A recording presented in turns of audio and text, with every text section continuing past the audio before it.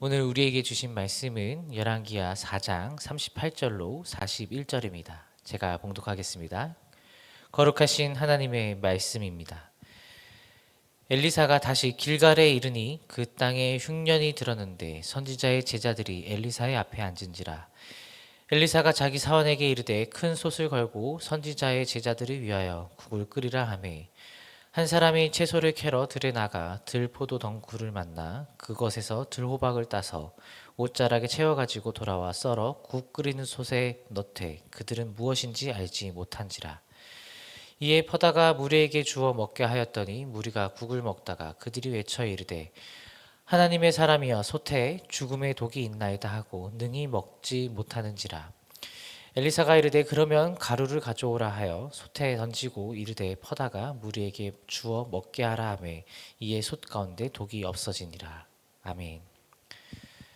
오늘 함께 위기 속에 공급하신 하나님을 만나는 저와 여러분이 되길 소망합니다. 열왕기하 4장 38절로부터 41절의 말씀을 통해서 위로하시고 어려운 가운데 도우시고 항상 우리와 동행하시는 하나님을 만나는 저와 여러분이 되길 소망합니다. 선지자 엘리사의 이름의 뜻은 하나님은 구원이시다라는 뜻입니다. 그 이름 그대로 낮은 자리에서 사람들 속에 함께 들어가 하나님의 능력을 보여주며 하나님의 구원을 경험하게 하는 선지자였습니다.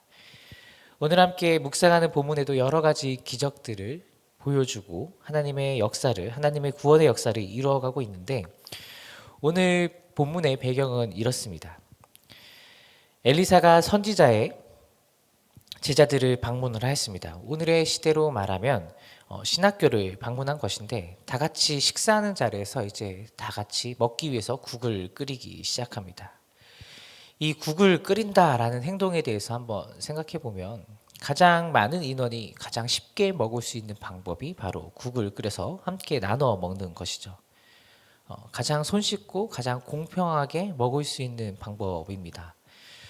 또 다시 한번 생각해 보면 왜 이렇게 국을 끓여야만 했을까라고 생각했을 때 이 문화적 배경을 살펴보면 기근과 전쟁으로 인해서 지역 주민들이 먹을 식량이 매우 부족했다라고 성경은 기록하고 있는데 그렇기 때문에 이 선지 제자들과 함께 먹기 위해서 국을 끓였다라는 그 맥락을 우리가 알 수 있습니다. 그런데 한 제자가 나무를 캐서 가져왔는데 그것이 어떤 효능을 가졌는지 알지 못하고 가져왔습니다. 배가 고파서 아무거나 사실은 그냥 다 집어 넣은 국이 된 것이죠.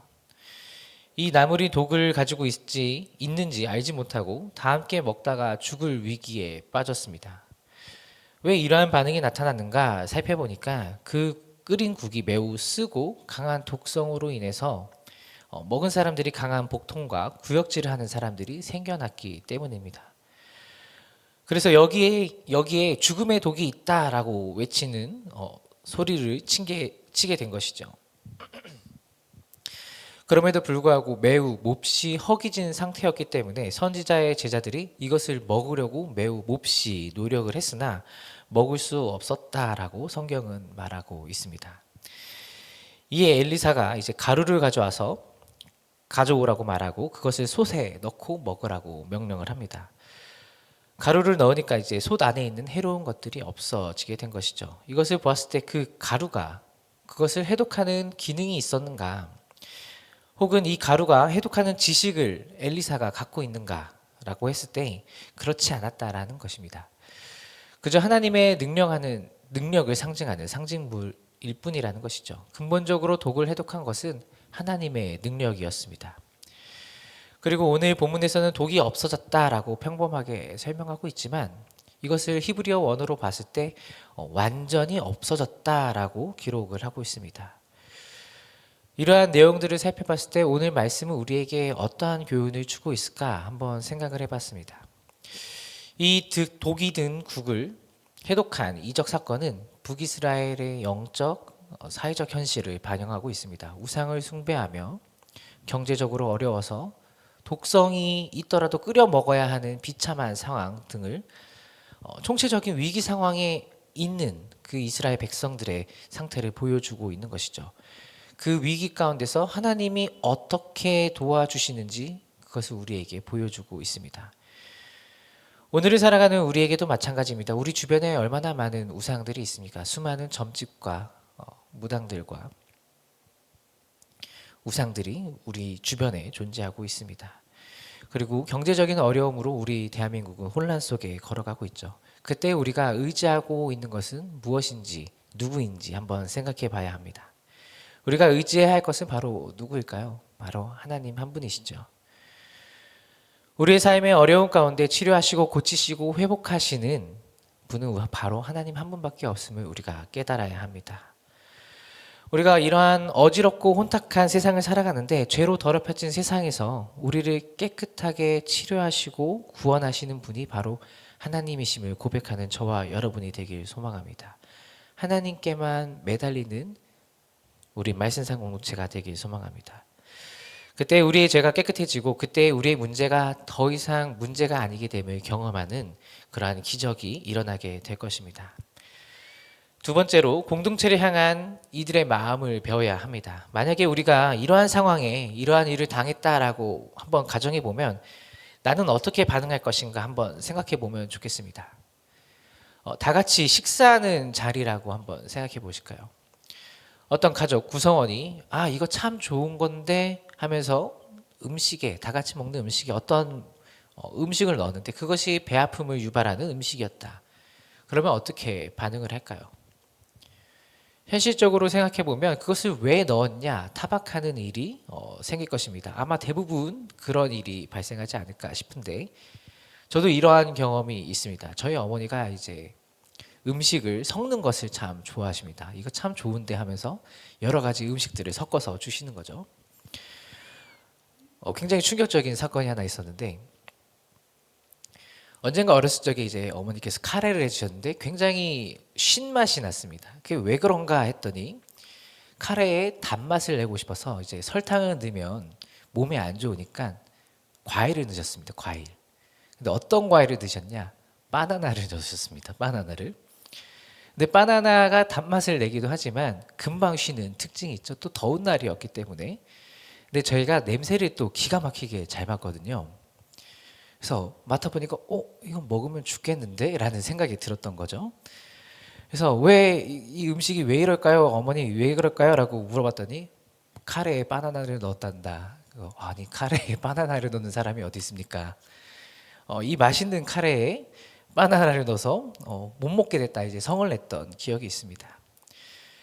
그런데 이 선지자의 제자들이 그 음식을 못 먹는 그 덩쿨을 넣었던 제자를 타박하는 것이 아니라 한 사람을 찾습니다. 바로 엘리사를 찾죠.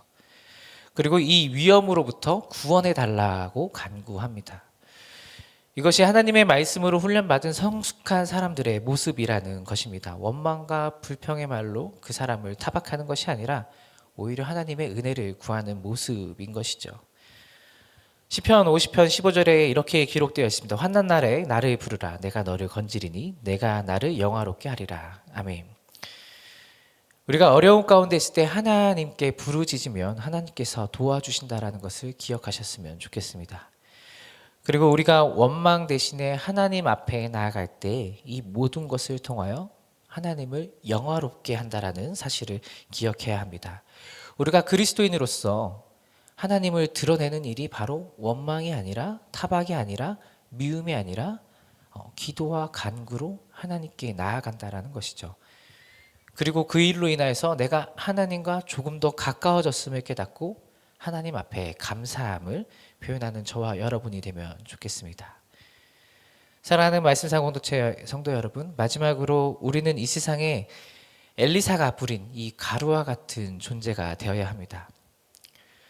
죄로 어지러운 세상을 살아가면서 가정과 학교와 직장, 내가 속한 모든 공동체에서 하나님의 말씀으로 하나님의 진리를 선포하며 그곳을 정화하는 삶을 살아내야 합니다.